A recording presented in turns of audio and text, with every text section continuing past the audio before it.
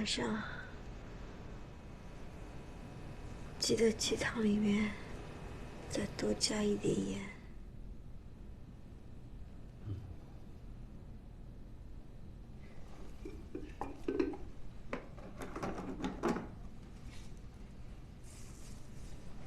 那，你伤害的那个表姐在无锡，是不是有一个相好的？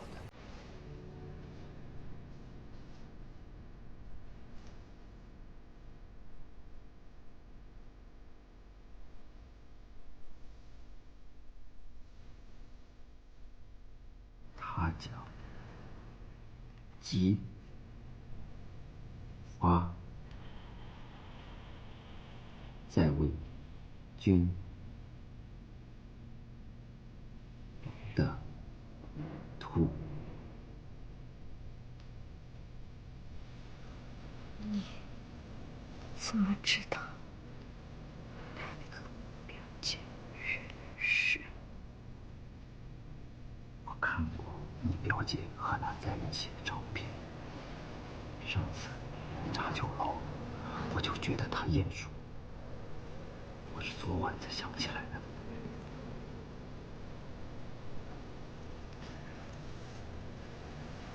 你说的那个相好，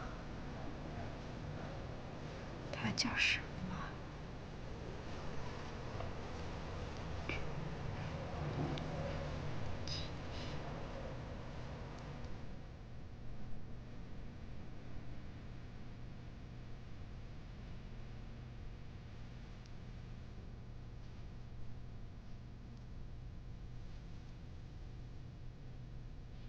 你为什么要告诉我这些？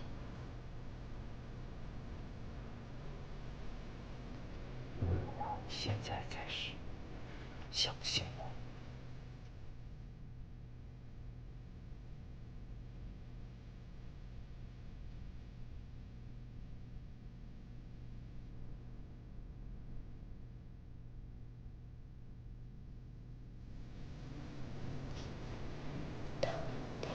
是谁？还没中。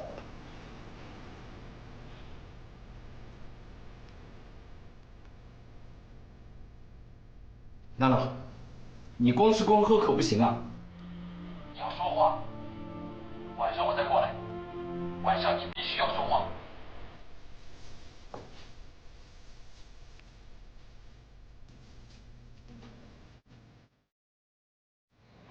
指导员，啊，摸到情况了吗？那个女的可以确定就是日本人，但是她的中国话说得太好了，不仔细观察她的行为习惯，很难发现其中破绽。啊，你是怎么发现的？秘密。嘿，他还保密呢。行，这事儿你以后再告诉我。但是有一点，这件事情千万不能告诉楠楠。放心吧，我知道。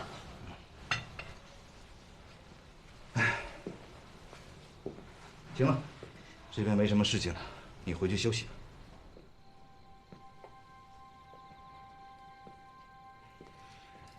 指导员，你是不是有什么为难的事啊？现在我们要救娜娜，还要寻找电台船，最后可能要武力夺船，我们是无兵可用了。来，你坐下。我想批评你几句。那行，你先别批评我，我先做个自我批评。我要是批评的对呢，你就说对；我要是批评的不对，你再帮着我补充几句，啊。我吧，这个人做事啊，太意气用事，啊，太不理智了。我这回把何言得罪的不轻，我只顾我自己撒气了，我的气是撒了，可是我把这件事情真的是给毁了。这都是我的责任，不仅是我的责任，我还犯了一个严重的错误，是一个性质相当严重的错误。行了，我说完了，你说。真的？指导员不愧是指导员，把我想说的话自己都说了。那你下面现在还有挽回的余地吗？我认为好马不吃回头草。哎，那你如果我想吃这回头草，没骨气。你说谁没骨气？啊？我王德才什么时候干过没骨气的事情？你说给我听听。你自己说的，不靠何言，王德才照样打鬼子打胜仗。现在好意思去找他吗？我毁就毁在我说过这句话，可是我已经说过了，怎么办呢？我现在再找回头去，跟他磕头，跟他作揖。所以说，没必要吃这回头草。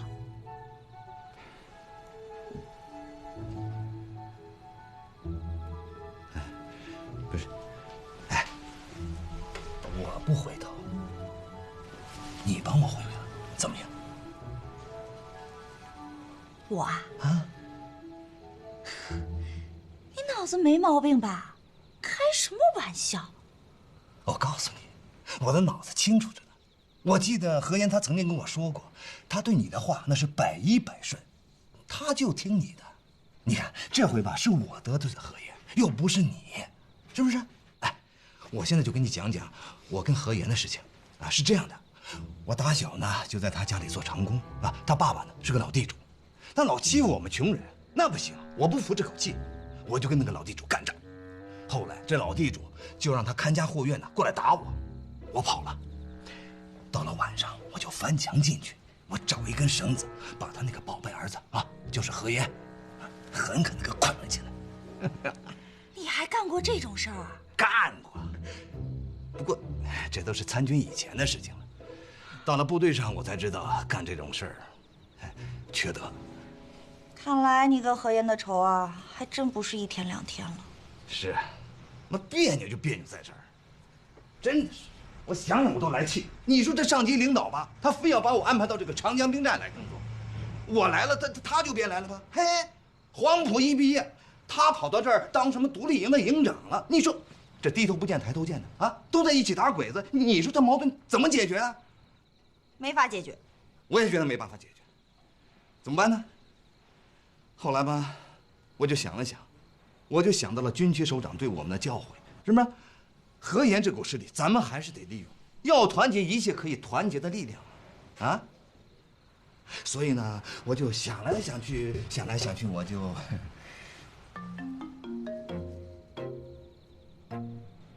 想到我了。是。我也明确的告诉你，我不去。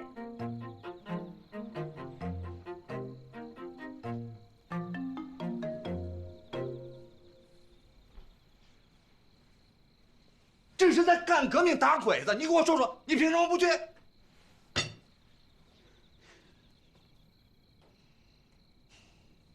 跟国民党独立营的事是公事，公事公办。哎，别！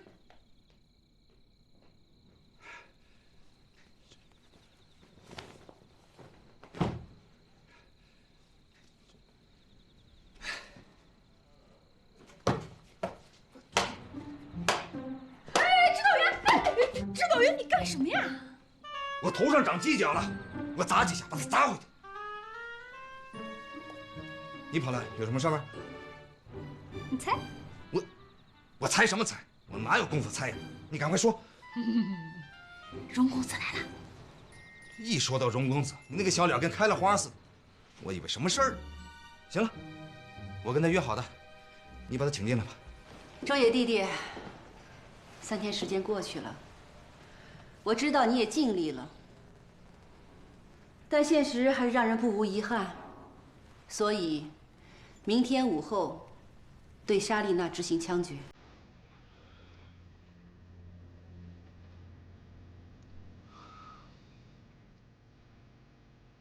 我料到你最后一定会这么做，我无能，但我有心理准。不过，能否看在我和莎莉娜师姐弟的份上，答应她临终前的一个请求，算是我求你。说吧，要死的人了，加上你为他求情，作为你的姐姐，我没有理由拒绝。谢谢。莎莉娜希望在她最喜欢的太湖边上告别这个世界。太湖曾留下我和她美好的记忆。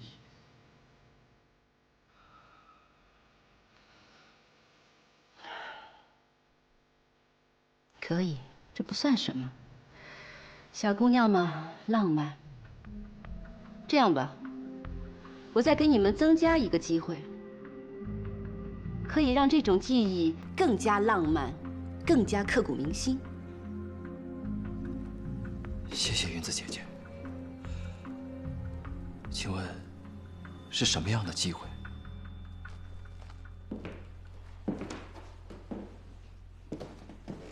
枪毙莎莉娜，由你执行。什么？只有爱到极致，才会打得最准。你不相信，我相信。中野弟弟，我很欣赏你的痴情，但现实又不无让人遗憾。我知道，像莎莉娜这样的中国江南女孩，会让痴情的男人为她发疯的。去吧，让她带着遗憾离开这个世界，让你带着遗憾去迎接新的生活。这就是战争带给我们的精神财富，血腥就是日本军人的荣誉和图腾。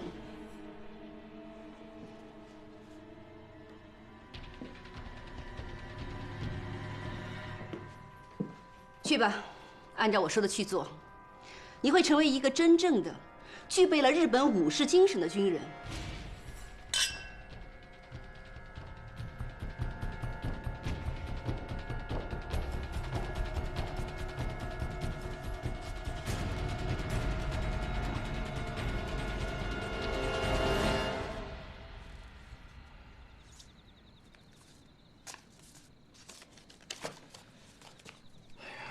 这么不堪入目的照片，绝对的不能让吴越南看到。这是当然的，让他看见了，还不把他气死？今天是有个新情况，我才拿给你看的。你说韩侦探是怎么拍到这些这么淫秽的东西呢？啊，对了，今天我和吴越南在迎宾楼门口看到他和池北吉两个人，当时两个人缠着胳膊，很开心的样子。你们没事吧？小云她没事？都没事儿。真要有事儿，我也不会安静的坐在这儿。没事。荣公子，有件事儿啊，一直困扰着我，包括吴越南。什么事？你看啊，如果池北吉他是叛徒，是汉奸奸细，你说他为什么会接二连三的帮助我们，而且每次帮助吧，还很准时？想隐藏得更深。好，成立。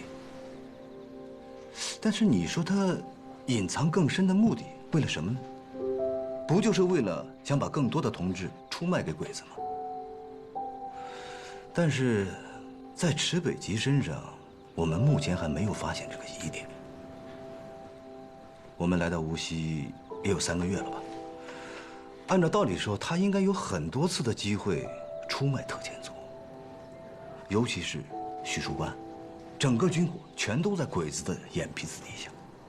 你说他为什么没有向鬼子告发呢？还有，娜娜被抓这个事儿，是他第一个把消息传递给我们的。你想说明什么？我想说明的就是，这些照片虽然很淫秽，很不堪入目，但是如果池北吉他是一个打入敌人内部更高层的特工，那么这些生活的细节，我们是不是应该正确对待，应该体谅他？要不然，那他真的是冤枉死。你怎么就能认定他是打入鬼子内部更高层的特工呢？这表面上与敌人很亲近，但是这个人他从没有出卖过自己的同志，那我们只能用一种可能性来解释他的行为，那就是他可能是打入敌人内部更深的一个特工。池北吉身上就极具这种特征。还有一点，他为了掩饰自己，对于敌人乐衷的东西，他不得已也表现出一种很感兴趣的样子，以此来迷惑敌人。你别说了，我都清楚了。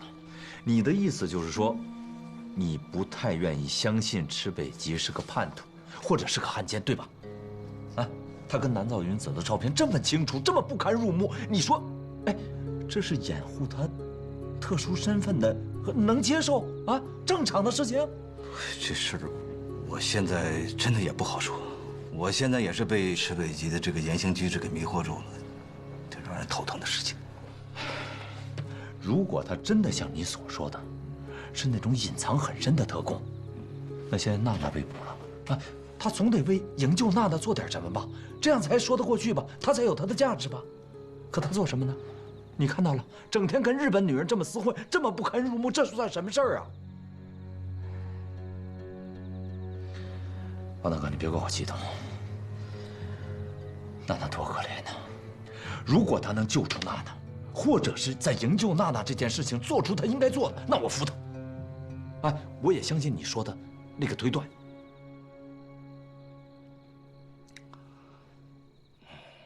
二奶奶，小皮蛋，又喝大了吧？酒好，没办法。你怎么没把太湖喝干啊？哎呀，舒服。谈得怎么样？谈得好啊，二奶奶。我出去谈这种事情，那没有谈不好的。二奶奶，这件事情我要是一说，估计最开心的就是二奶奶你了。你知道咱手里的这串电台是谁的吗？反正不是你的。是你那个王大哥的，你说有意思吧？啊，王大哥的？怎么会？这船电台实际上跟他们上次运送军火是一批货，只不过后来让日本鬼子给抢劫了，暂时存放在警备司令部的西江码头上的，后来就让我给。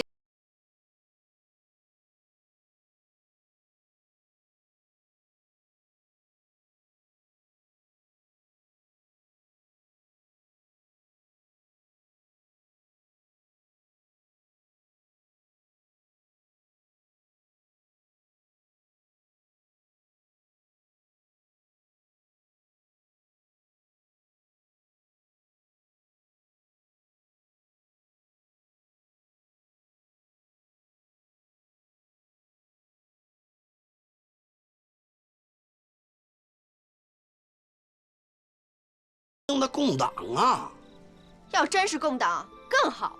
共产党抗日，天底下没人不知道。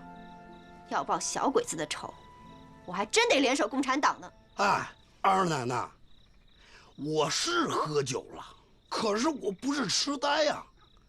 这传电台是我小皮蛋冒着生命危险偷偷盗出来的。你说换就换，不行，绝对不行。哟，想干啥？想造反呢？官逼民反，民才反。你不逼我，我造什么反？可是二奶奶，如果你这么不讲理，随便把船白白送给人家，等于把大把的金条往太湖里扔，那就是逼我造反。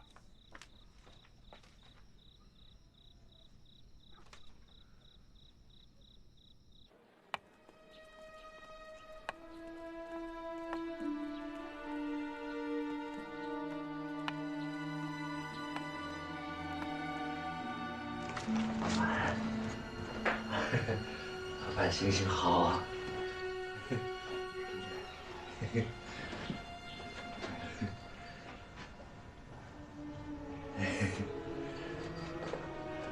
老板，可怜可怜我吧，可怜可怜我吧，啊！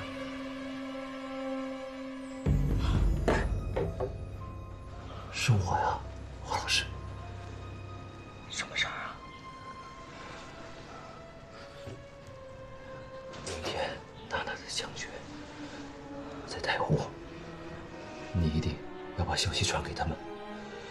奶奶救出来。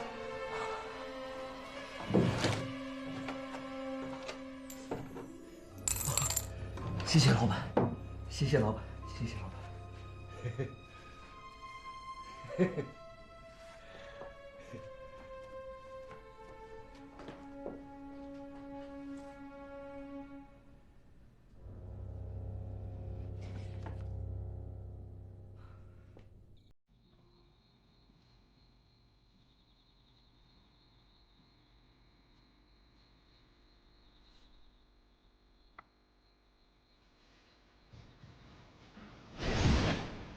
这份情报非常重要，非常及时。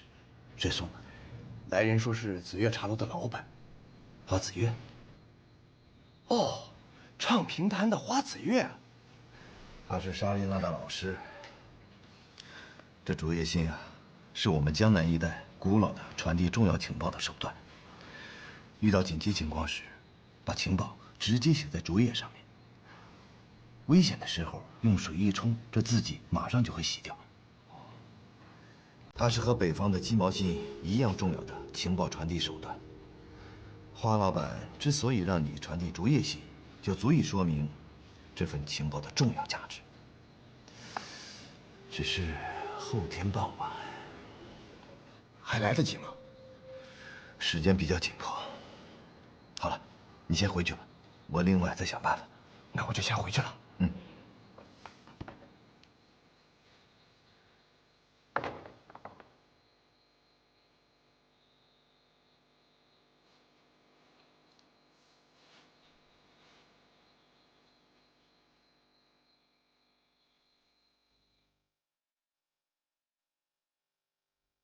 找何言啊？得了吧，要是能找何言和他的独立营，指导员也不用在这转磨了。哎，找找上官行不行啊？你们看没看见何营长一见到上官姐的样子啊？找上官肯定行。指导员，你下令。不行，他还要在电台前值班呢。再说了，我已经跟他谈过了。他怎么说？他说：“哼，好马不吃回头草。”怎么能这样呢？我找他谈谈，这本来就是公司兼顾的事情，有什么不行的？哎，行了，你就别再添乱了，你坐下。他既然说他不去，就有他不去的道理。再说了，这里边有你们不清楚的事情。有什么不清楚的？我觉得上官跟何言蛮好的。上一次上官一出面，何言不就出兵许树关，结果大获成功了吗？这次怎么就不行了？这也是没有办法的办法。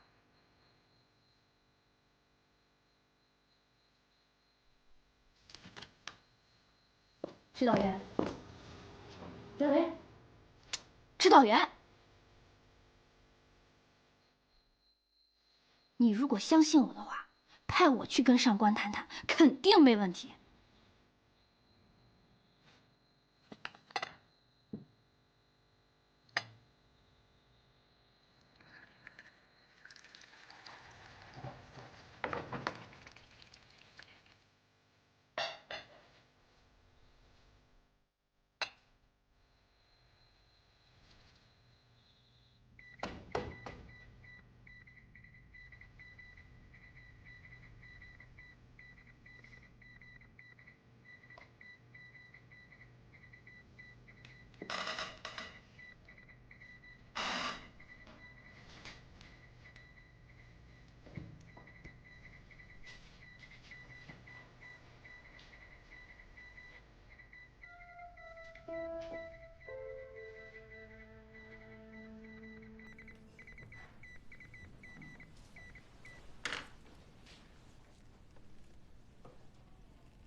怎么了？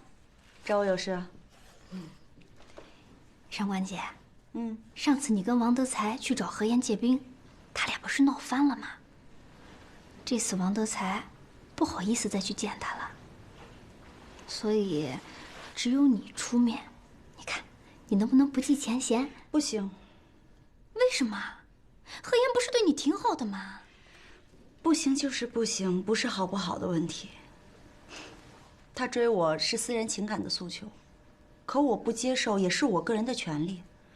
前面我该用的关系都用过了，该逢场作的戏也做了，还要我怎么样呢？什么叫逢场作戏啊？你能不能顾全一下大局？我们辛辛苦苦折腾了这么长时间，不要到最后了功亏一篑，你就牺牲一下小我，让你们何言再来帮大家一次，怎么了？蛾子，你听我说，我讨厌这种做法，更不能接受这种无原则的风险。跟你说实话吧，我父亲已经写信跟何言商量婚事了。我现在要是去找他帮忙，他就会借此逼婚。我们都是女人，都有自己的青春年华和对爱情的选择。因为我不爱他，所以没有理由也没有办法说服我自己。我更没有这个权利以爱情作为筹码让他帮忙，感情不是交易。不是，你的意思是，你不喜欢何言啊？对。我要是喜欢他，就不会让他等这么多年了。他在我心里，更像是亲人，更像是哥哥。这些年，我明说暗示，就是希望他能明白。但到现在我都没能说服他。再说了，他要是真心抗日，他会合作的。我明白了，你是不想骗他，更不想欠他的。行，我知道。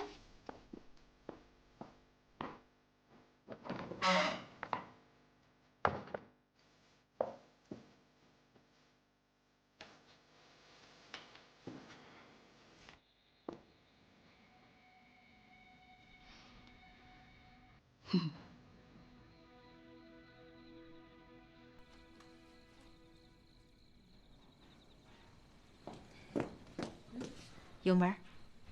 怎么样？上官同意了？我同意了。什么叫你同意了？我同意，并且理解上官姐，她这么做呀是对的。弄了半天，他把你的思想工作给做通了。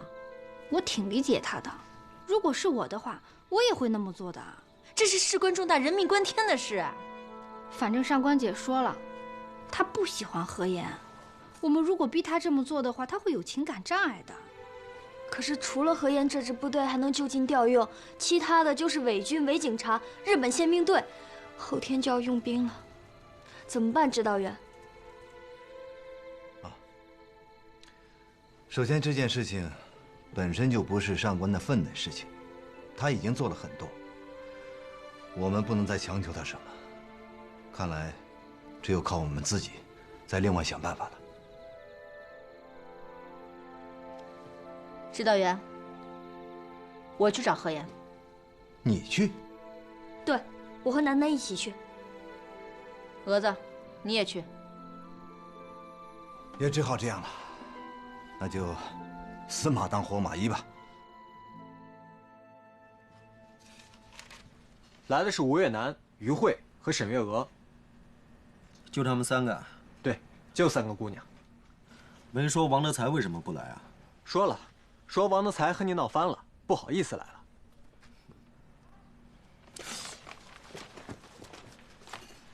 那上官晴岚呢？上官他另有任务，来不了。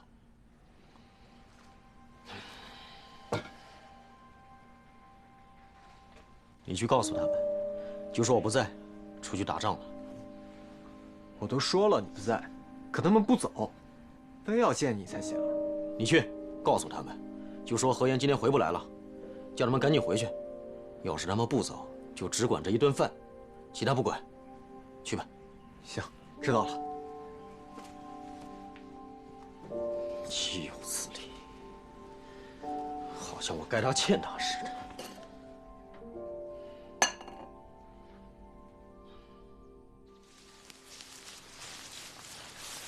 铁根，见着何营长了吗？哦，总算用电台联系上了，可何营长带着部队在100多里地以外呢，赶不回来呀。那派兵的事你说了吗？说了，可部队都在外分散活动，收拢起来最起码也要2、3天，所以你们还是另想办法吧。另想办法？我们要是真有办法，还来找你们干什么？我告诉你，水根，这是抗日救亡的大事，何营长不要太自私。哦，上官晴岚不来，他就不露面。你问他，他到底是军人还是情人？没出息。就是。行，这话我一定给何营长带到。来，请吧。啊，干嘛去啊？何营长交代过了，友军姐妹来了，一定要好好招待。我们不吃，绝食。可是现在赶回去，来不及吃饭了。就是的，吃完了这一顿再绝食也来得及的。儿子，就是你没立场，一提到吃你就防线崩溃你。那我们俩先去吃，你。水根，这饭我们吃可以，给何营长一个面子。吃完我们也不走，你再给何营长发个电报，就说他的情我们领了，我们边吃边等。哎，边吃边等啊！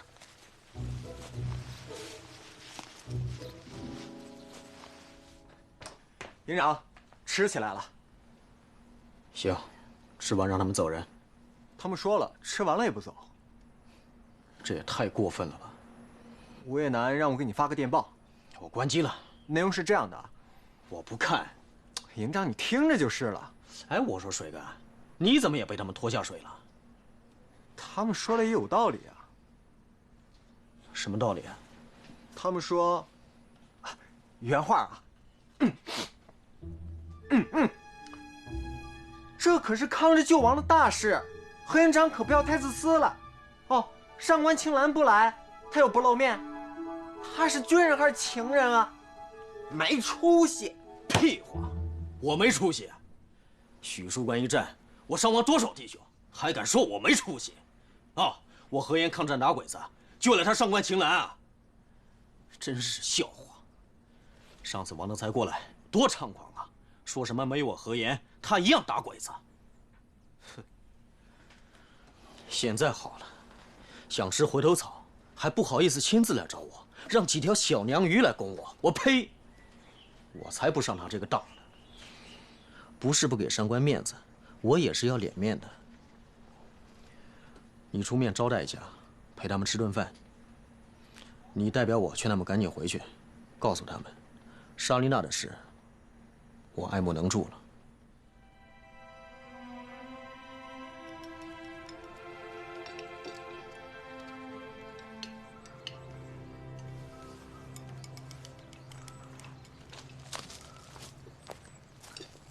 三位女豪杰，我要代表何营长敬你们了。等等，何营长什么意思啊？哦，你们的意思我已经一五一十的发报告诉他了。那回电了吗？哦，对，在这儿。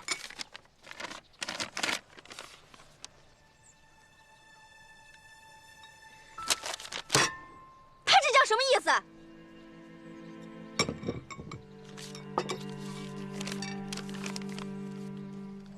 深表同情，爱莫能助，望理解。何言？什么叫爱莫能助啊？这简直就是见死不救啊！我们不吃了，走。哎，水根，既然这样的话，那我们就先回去了。你告诉何言，他会后悔的。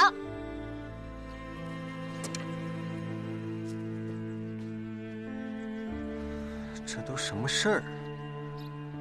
你们不吃，我吃。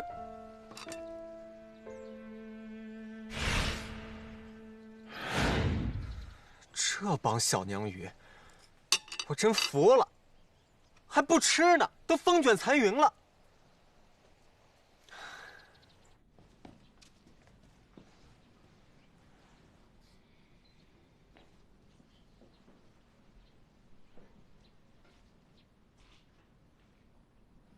行了，不用汇报了，你们去吃饭吧。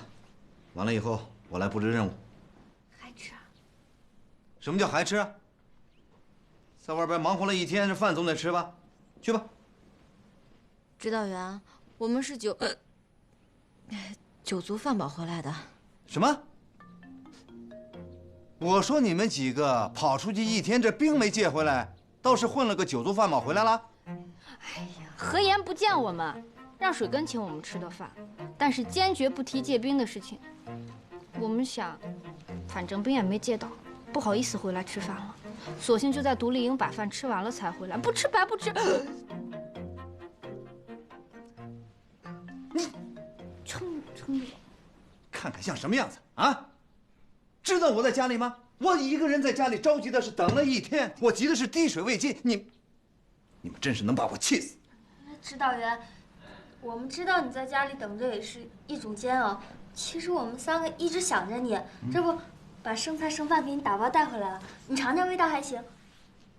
行，好了，那我就布置任务了啊。于慧，你马上去一趟天池山，把陈营长接过来。陈营长在天池山。对，我们接到可靠消息，陈营长带着他的残部上了天池山。是。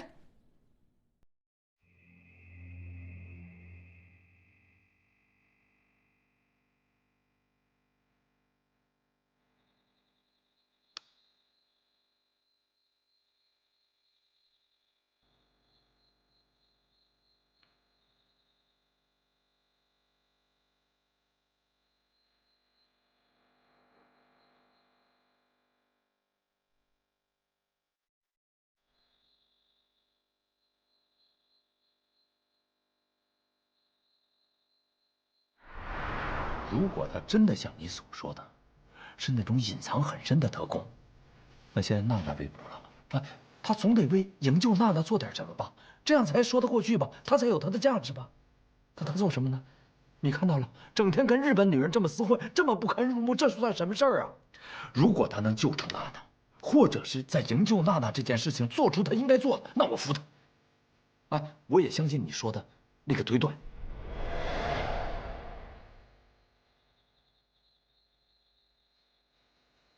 这倒不失为一个有效的方法，颇有一箭双雕之功效。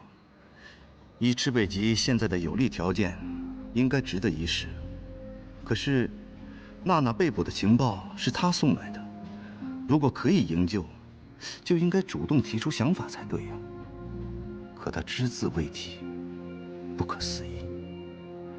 上官晴岚的试探，再次证明了池北吉和南枣云子的特殊关系。而这种特殊关系的存在，组织上居然没有一个人掌握，这真是太可怕了。他以为我们还不知道他的底细吗？不，那天面对面的尴尬，他不会忘记。无论如何，池的一切从常理上是说不过去的。池北基有问题。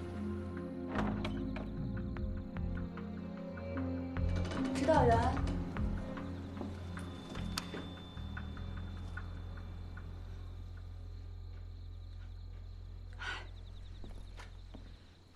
我看屋里黑着灯，但又听有脚步声，很奇怪，怎么不开灯啊？黑暗中，思路更清晰些。叫我来有什么事啊？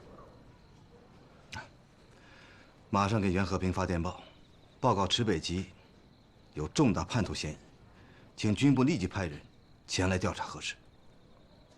对了，以我个人的名义发出。为什么要以个人名义啊？我对我的判断负全部责任。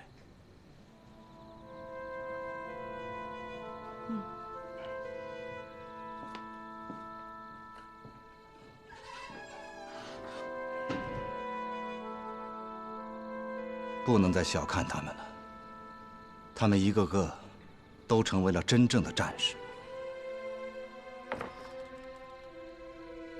哎，你怎么还没去休息啊？指导员休息了吗？没呢，他在等于慧。你忙去吧。楠楠，你没事吧？没事儿，去吧。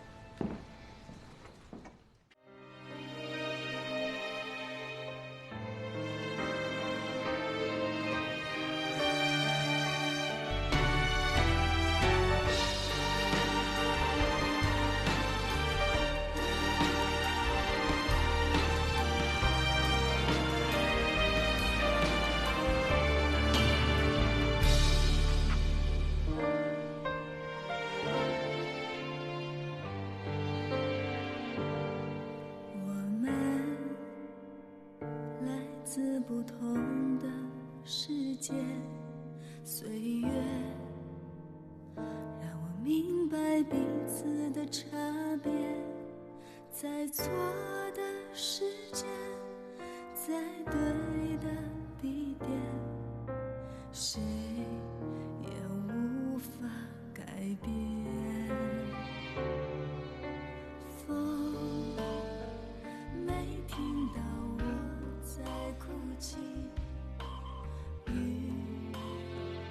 没体会我的焦虑，剩下的只有各自的使命，最后孤身远去。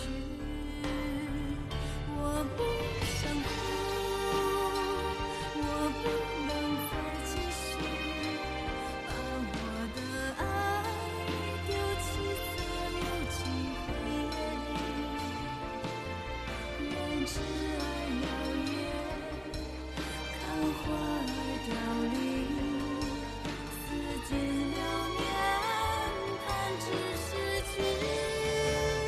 我不想哭，我不愿再驻足，曲折的爱会成就更多幸福。我会坚强，我会领悟，离去是美丽人生最完